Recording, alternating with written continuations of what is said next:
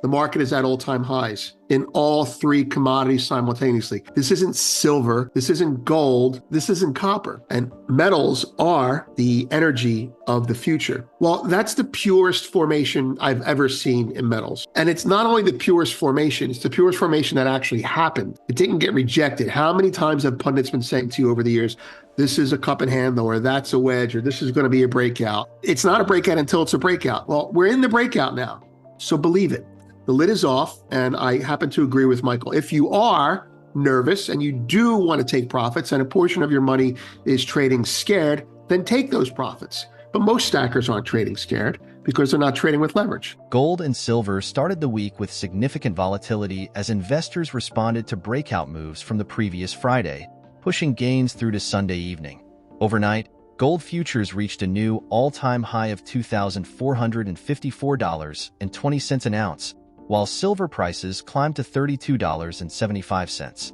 Although both metals slightly retreated from these peaks as the North American trading session commenced, they continued to gain momentum.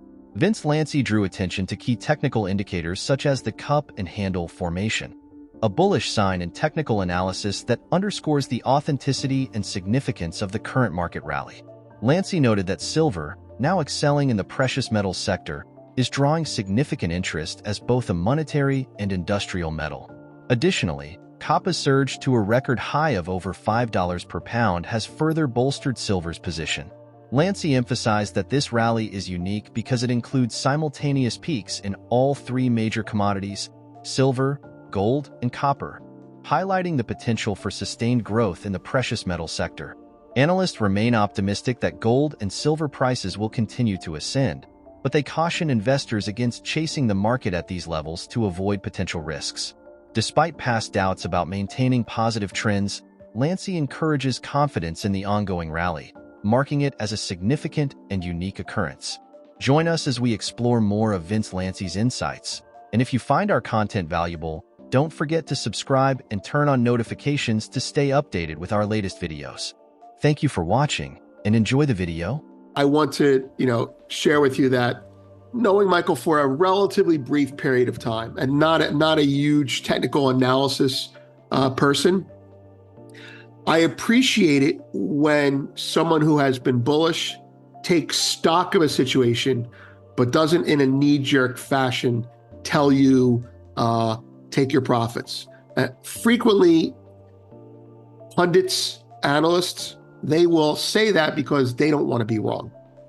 And because they have been bitten in the ass, metaphorically, so many times by a market distorted by banking behavior and skewed in perception by mainstream media coverage. So we all tend to become a little bit scared and disbelieving of our own good fortune. Well, you can believe it, it's happening.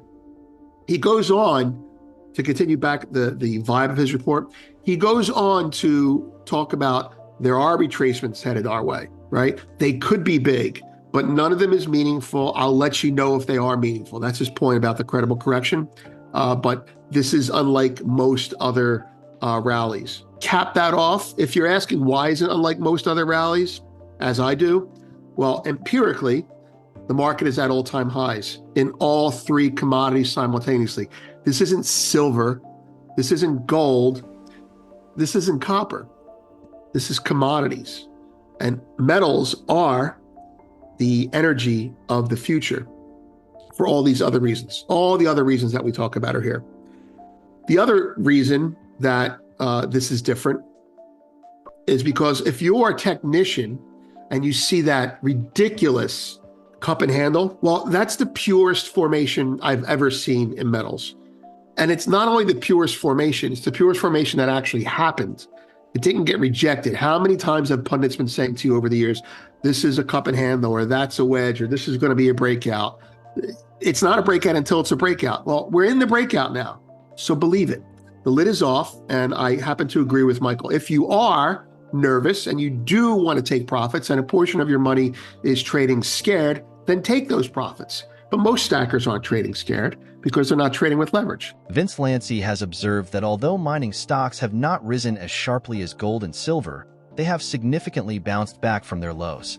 This recovery has prompted cautious risk managers to reevaluate their investment strategies. According to a recent report from Keto, we are now in a phase of the bull cycle where gold mining stocks are outperforming gold itself. In the past month, gold has seen a modest increase of 1.3%, while the VanEck Gold Miners ETF has risen by 9%, and the VanEck Junior Gold Miners ETF has climbed by 10%. Over the past 3 months, gold has appreciated by 20%, whereas the GDX has surged by 37%, indicating heightened leveraged gains. Lanci highlights that the current rally in gold and silver is distinct from previous ones due to unique external economic, social, and political factors, making this bull trend potentially more significant than those in the late 1970s and early 2000s. Presently, gold is trading around $2,415 and seems set to reach new highs. Analysts suggest that a mere 24% increase could push gold past the $3,000 mark, an event Lanci believes could occur sooner than many anticipate. Now, let's return to the interview. Speaking about gold and silver, and miners, actually. Even though miners haven't moved like gold and silver, they certainly have moved off their lows. After a big move, all good risk managers catch their breath and reassess. Many are telling clients to peel off length, and Michael Oliver is not. Rather, he is giving the go-ahead to not be cynical and wait for the next shoe to drop, as it so often has in the past. As we have said before, the lid is off on these markets, and it will be a matter of shortening time. In his weekend 360 report, he updates subscribers on all major markets, stocks, bonds, gold, miners, etc. But he's focused this week on monetary metals and T-bonds. We're going to share an excerpt from the monetary metals with you. And before we share it, we just want to add this. After a big move in any market, it's always good to take stock, and most of you probably are. The external advice you're going to get is likely from many people, and I'm not saying they're wrong, but I'm saying they're going to say, take some profits here. And that's the old gold and the old silver. And the reason it's the old gold and the old silver, not just because the lid is off or because I say the lid is off, but because we're always waiting for the other shoe to drop. We have been trained to think, the lid isn't off. And I'm telling you that the lid is off. That's why I say that. It's a psychological thing. So when advisors tell you to take profits, that advice could be very, very good.